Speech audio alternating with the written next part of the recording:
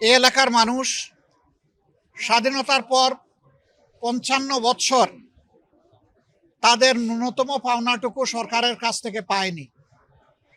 হ্যাঁ, এরশাদ সাহেব যখন প্রেসিডেন্ট ছিলেন তখন তিনি কিছু বিশেষ উদ্যোগ নিয়ে আপনাদের যোগাযোগ ব্যবস্থার যে বেহাল দশা ছিল এটা তিনি নিরসন করেছিলেন।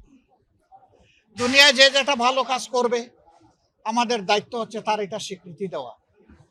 তিনি এই কাজটা করেছেন, তিনি অবশ্যই ধন্যবাদ পাওয়ার যোগ্য। কিন্তু তার আগে এবং পরে এই এলাকার মানুষের যেটুকু একদম ন্যূনতম পাওনা ছিল, আমি আবারও বলবো সরকারগুলো ইনসাফ করে না এই এলাকার উপরে। বাংলাদেশকে যদি আমরা ডেমোগ্রাফির দিক থেকে আলাদা করি, ইকোনমিক ডেমোগ্রাফি, যে কোন এলাকা কতটুকু অগ্রসর, তাহলে সবচেয়ে পিছনের এলাকার নাম হচ্ছে উত্তরবঙ্গ। রাজধানী থেকে যে জেলা যত দূরে সে তত ছিল সুবিধা বঞ্চিত, অধিকার বঞ্চিত। বিশেষ করে 3টা নদী বিধৌত আপনাদের এই এলাকা।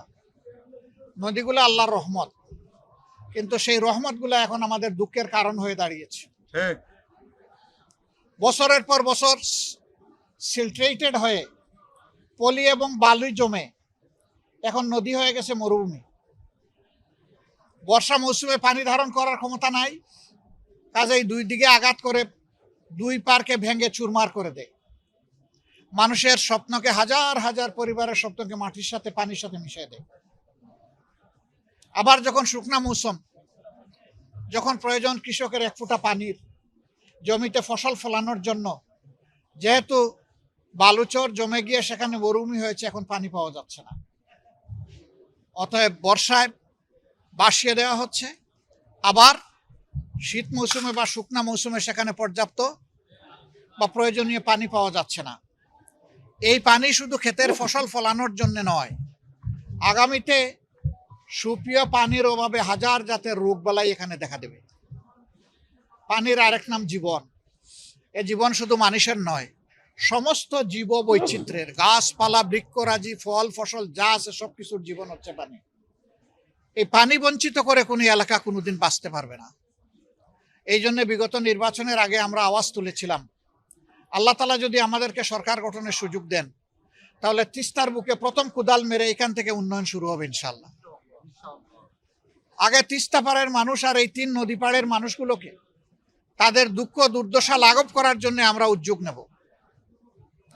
আমরা তিস্তা মহাপরিকল্পনা বাস্তবায়নের কথা বলেছিলাম। এখন যারা সরকারে আছেন তারা একটা বিশাল আন্দোলন করেছেন নির্বাচনের আগে আগে। আপনাদের এই এলাকার একজন মন্ত্রী, তার নেতৃত্বে এই আন্দোলন হয়েছে, আর বিএনপির সমস্ত নেতারা এখানে এসে হাজির হয়েছেন। এমনকি এখন যিনি প্রধানমন্ত্রী, তিনিও কিন্তু ভার্চুয়ালি সেই মিটিংয়ে নিজেকে সংযুক্ত করে কথা বলেছেন। আপনারা লক্ষ্য করেছেন, সংসদে প্রথম অধিবেশনের শেষ দিবসে বক্তব্য ছিল আমাদের 2 জনের। আগে আমার বক্তব্য, তারপরে প্রধানমন্ত্রীর, মাননীয় প্রধানমন্ত্রীর বক্তব্য। আমি আমার বক্তব্যে যতটুকু আল্লাহ আমাকে জ্ঞান বুদ্ধি দিয়েছেন, আপনাদের দুঃখ কষ্টের চিত্রটা আমি তুলে ধরার চেষ্টা করেছি। কিন্তু আমি মনে করি দুঃখ কষ্টের 100 ভাগের 1 ভাগও আমি বলতে পারি নাই, 99 ভাগ এখনো বাকি আছে। এটা আমার বিশ্বাস। এত বড় একটা এলাকাকে অবহেলা, অগ্রাহ্য করে বাংলাদেশে এগিয়ে যাবে এটা কল্পনা করা যায় না। আর তারা তো এই দেশের মানুষ, কেন তারা সরকারের কাছ থেকে ন্যায্য হিস্সা পাবে না? এটা তো কারো দয়ার দান নয়, এটি তাদের অধিকার, এটি তাদের পাওনা। এই জন্য সংসদে আমি দাবি তুলে বলেছি যে ধন্যবাদ জানাই মাননীয় মন্ত্রী, আপনি জাগো বাহে বলে সবাইকে জাগিয়েছেন।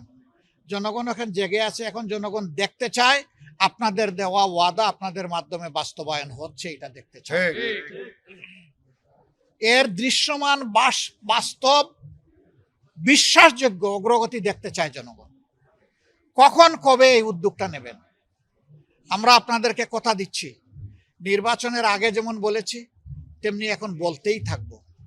আপনাদের এই অধিকার আদায় না হওয়া পর্যন্ত আমাদের এই লড়াই চলবে ইনশাআল্লাহ।